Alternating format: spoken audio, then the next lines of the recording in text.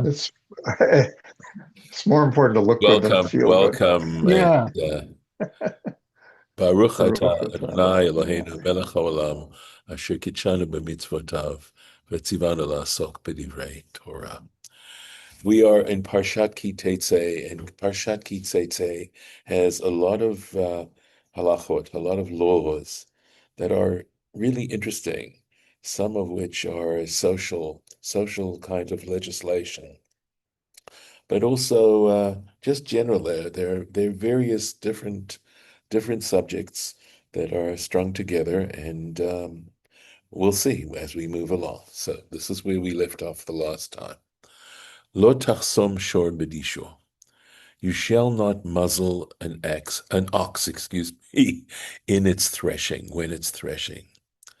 And this, here we look at, there are four words here, and yet look at the Rashi. Here's where the Rashi starts, and here we go. All this Rashi on it, because what the rabbis really do is they take these words apart and they parse them in various ways and look to see what information is suggested by these four words. And this is just one example of pretty much all the halachot, all the halachic, that is the legal elements of the Torah, which are analyzed in this very careful way, because the idea is to take quite seriously the commandment to love the Lord your God with all your heart, with all your soul, and with all your might. And that means that you're going to look at any way, any possible way to perfect your behavior in response to a divine command. And so we're going to see this here. You'll see an example of such analysis. And believe me, this is just the Rashi. Take a look at here at the Torah Tmima, right? And again, we're just looking at the surface. All these bedishor, right? Just here. Look at all the commentary, just on this word, bedishor, in its threshing. Various parts of the Talmud. We won't be doing it today, but we will take a look at the Rashi. Right. Lo tachsom shor bedisho. You shall not muzzle an ox when it is threshing, while it's threshing. And this is a reference to Baba Kama, means the first gate. There's a major element of the Talmud that deals with various kinds of legislation, and it was originally one large tractate, which was subsequently divided into three parts. So Baba Kama means the first gate, Baba Metzia means the middle gate, and Baba Batra means the last gate, the third gate. So, they divide into various different kinds of subjects. Baba Kama, if I'm not mistaken, deals basically with damages, laws of damages, and things like that. And if I'm not mistaken, I don't recollect what Baba Metzia deals with. It could have to do with contracts, but I'm guessing. And I think Baba Batra, sorry, I'm trying to think what that deals with. Um, yeah, with the agreements, maybe contractual things.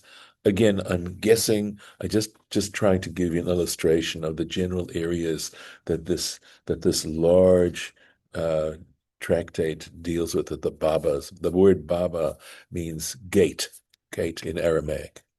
So, diber hakatuv behoveh. Scripture, in other words, in this, when we look at this law, we should understand that the reason why the Torah is stating it this way is because it wants to state a common situation, right? In other words, we shouldn't understand this in a limited way. We need to understand this law in a broad sense, and he's going to talk about it in a way.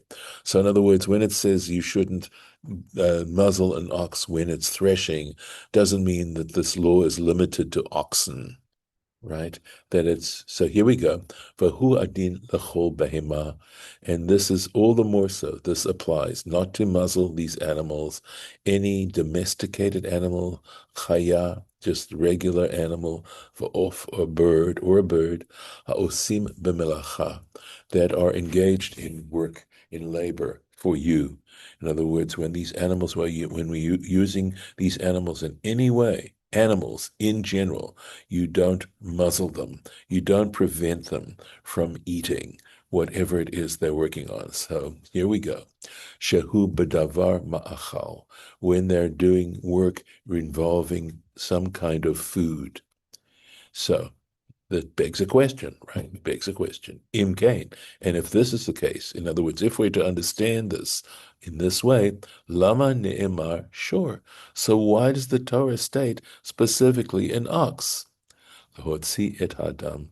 The reason for mentioning an ox is to tell you that this does not apply to a human being, meaning that when people are working for you in food, right, regarding food stuff, you can tell them, do not eat the food you're preparing. Don't help yourself to this. Now there is a law, I think, like for example, and again, I'm doing this somewhat from memory, that if people are, for example, picking cherries, right, or harvesting or stuff, um, I think it's actually the connection is that if you're in somebody's field and you want to have a cherry or something in the cherry field and you want to have one, that's fine. And I think this is also mentioned in, or just if you're hungry and you just want a couple of cherries, that's fine. It's just that you can't harvest cherries that belong to someone else. But that, if I'm not mistaken, that particular law is not said in regards to working, right, to labor. But here it's saying, if they're, and presumably they're receiving a salary for what they're doing, then the animal's not going to receive any salary. I'm just sort of playing around with the ideas. Bedisho, when it is threshing. So again, this is saying it's in Baba Kama, page, let's see, 89. Yahu, so it's possible. Yachsamenu, right, mi bachutz, that it's okay to muzzle him outside. Now, exactly what this means is as I try to think about it, does it mean what he's saying is, well, when it says you shall not muzzle him when he is threshing, but it's okay to muzzle him before he goes in to thresh. So does the Torah saying, well, you can't muzzle him while he's threshing, but and it's okay if you muzzle him before you take him in to thresh. I think that is what it means. Talmud Lomar. So scripture is saying, Lo tachsom shor. You shall not muzzle an ox michol makom, no matter what. In other words, it's not, again, to be taken literally that and limit in a limited sense that you're only not allowed to muzzle when he's actually working. But if you plan to take the ox in to do some work for you, and you haven't taken him to the threshing floor first, already, you still aren't allowed to muzzle him. You're not allowed to do that. Okay. V'lama ne'emar daish. So why is the Torah mentioning? Again, this answering it this way begs other questions, right? So why does it say daish? Why does it mention while threshing? Why doesn't it mean specifically that? Lomar lacha, to teach you, ma daish meyuchad, right? Just as when it comes to threshing grain, meyuchad, just as Daesh is, I believe, is a specific davar shalon nigmara melachto, that when you're talking about the process of threshing, it is something where the labor involved in preparing this has not been completed. And he's going to explain in the parentheses, what do we mean? In other words, it isn't in a condition to take to market yet. Right? Lema'asa v'lachala. In other words, while you're threshing, the grain is still going to require tithing and the removal of the challah, the dough offering. So these were gifts, some of which, as you know, you're a little bit familiar at this point with the system of tithing in Israel. That part of it was to go to the Levites, that some of it was to go to the Kohanim, to the priests, like the challah, right? The challah was referring to the dough offering, right? Separating, right? So these are one things. In other words, the process that completes the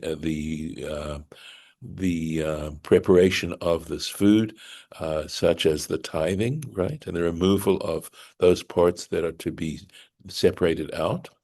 Vegidulo min haaretz. Not only that, when you talk about threshing, we're talking about something that grows from the ground. Af kol keyotzebo.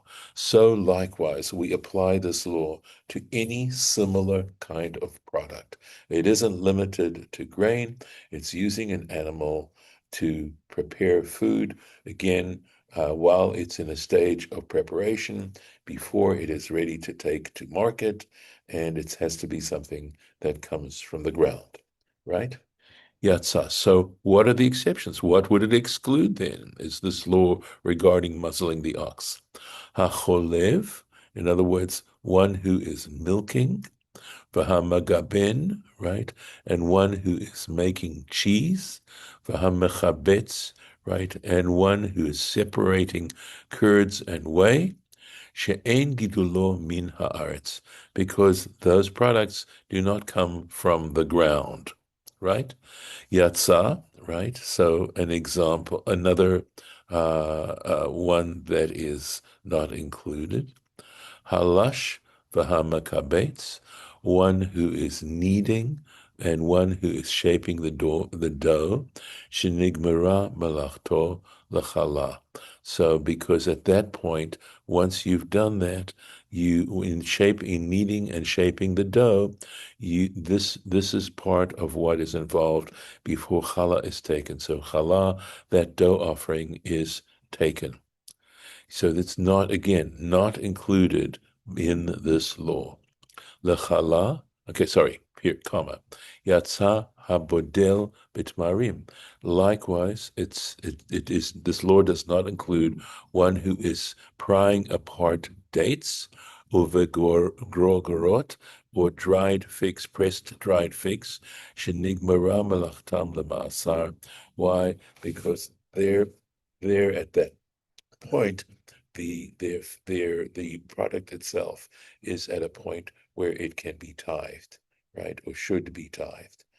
So that would be exceptions to this particular law. So again, as I said at the beginning when we started this, you can see how they look at every word and the way in which the sentence is constructed to be able to try to apply the law as much as possible.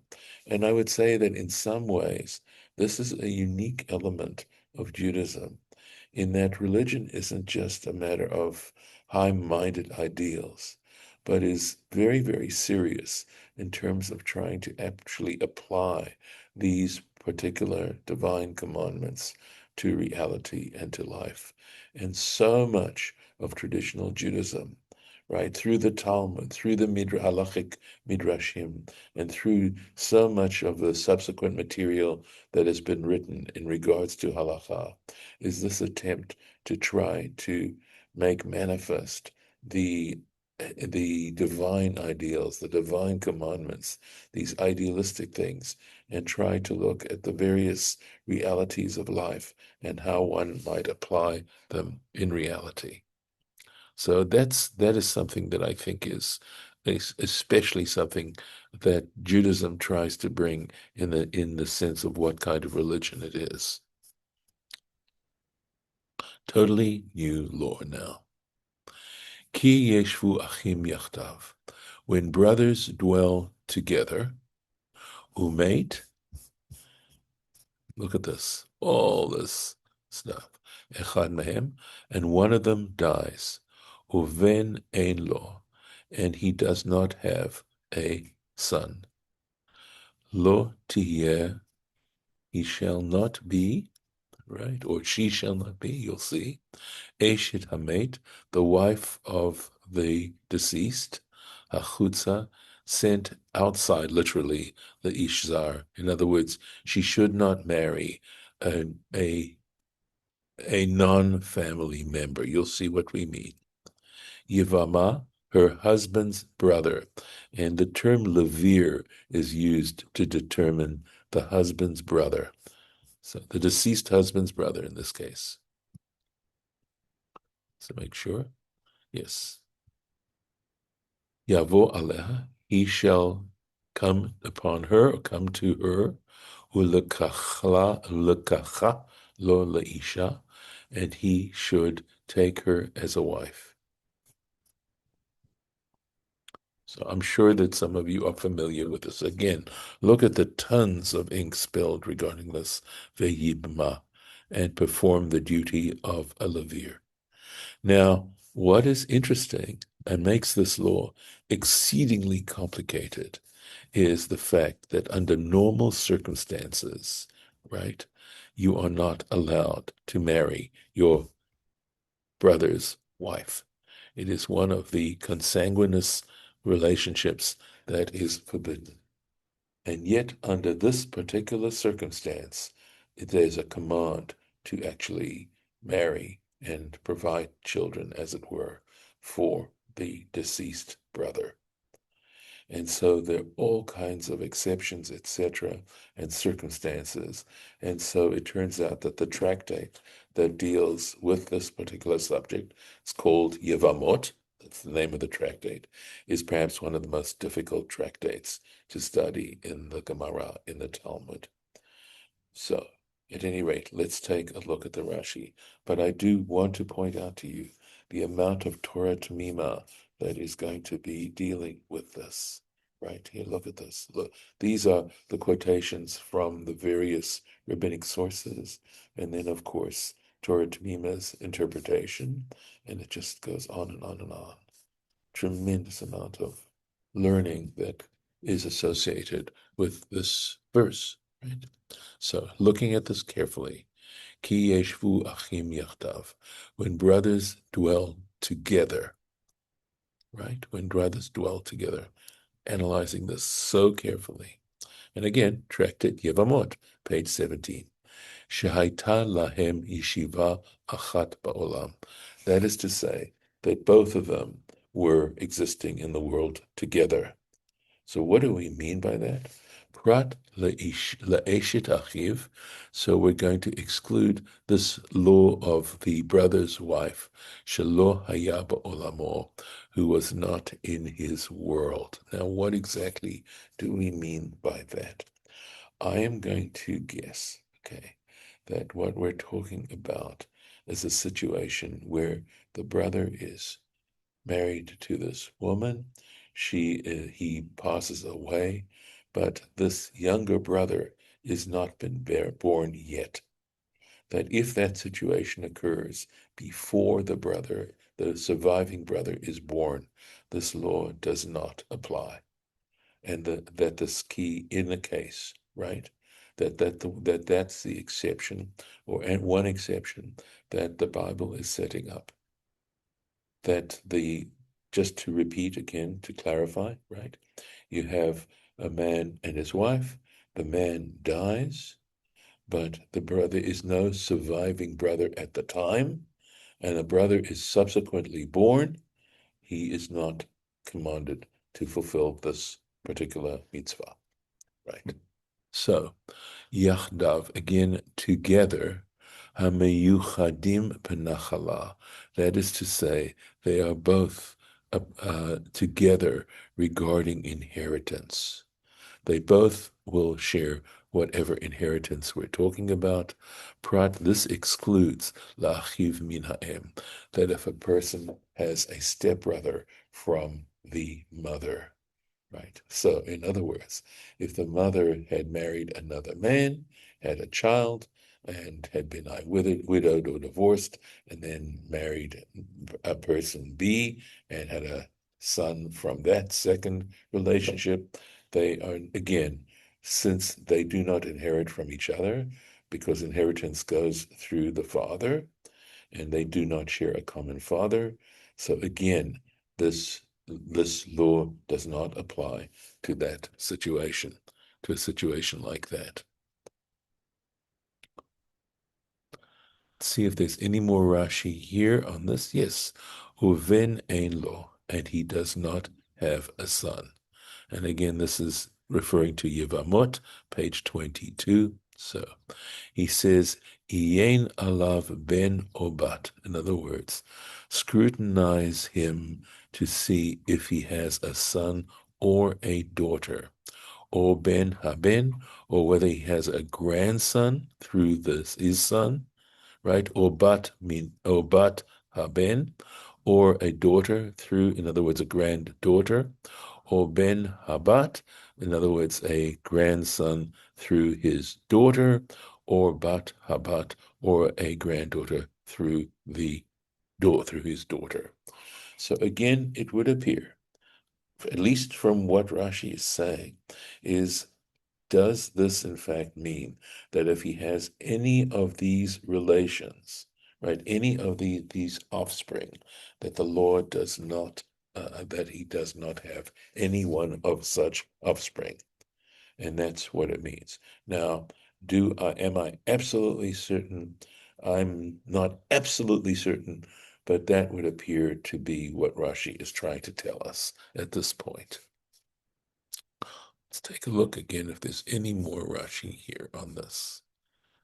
Doesn't look like it is the case. Nope. All right. All right. And so we will look at this, just all this Torah Tamima on these verses. All right. So we will stop here, and I'm going to stop. Sorry. 1 second. Forgive me. Ah, okay. 1 second. Okay. All right. Right. Do we still? Yes. Oh, okay. Okay. Just want to get back to the meeting. Here we are. Okay, I'm going to stop the share. And any comments or questions about what we did today? Well, the unspoken reality behind this is to keep the property within the tribe, plain and simple. I would think so. I would think so. Yes.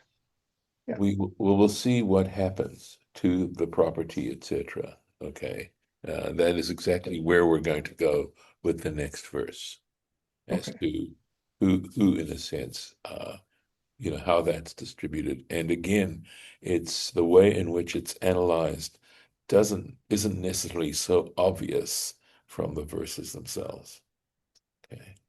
But again, you wonder if there's more to it than that, whether there's a spiritual level to this as well.